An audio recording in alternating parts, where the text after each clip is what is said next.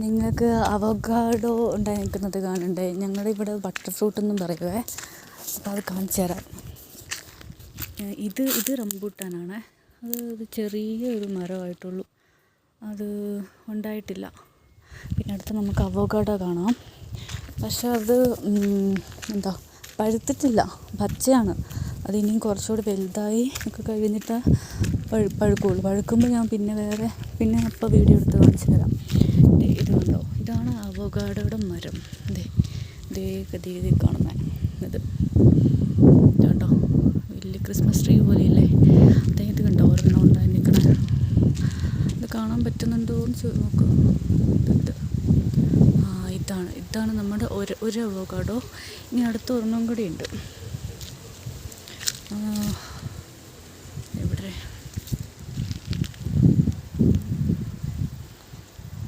അതാണ്ട് ഇതൊരെണ്ണം. പിന്നെ അതൊരെണ്ണം. ഇതൊരെണ്ണം ഞാൻ സൂം ചെയ്ത് കാണിക്കാതെ.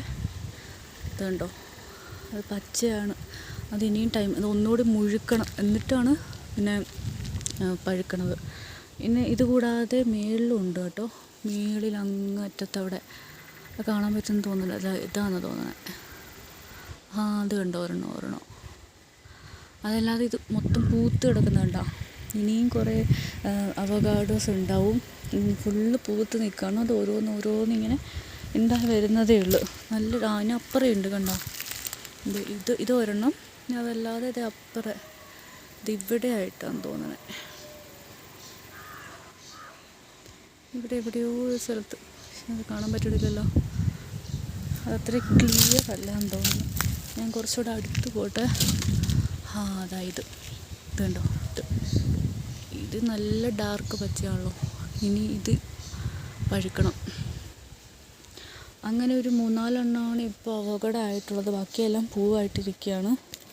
ഞാൻ പിന്നെ ഇത് വലുതായി പഴുത്ത് കഴിയുമ്പോൾ നിങ്ങൾ കടയിലൊക്കെ ഇരിക്കുന്നത് കണ്ടിട്ടില്ലേ?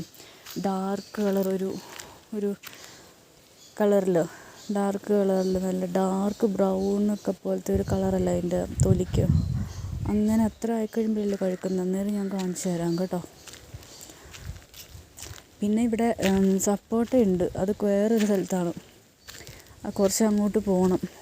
അത് വേറൊരു ദിവസം ഞാൻ കാണിച്ചു തരാം. അപ്പോൾ ഓക്കെ, ബൈ.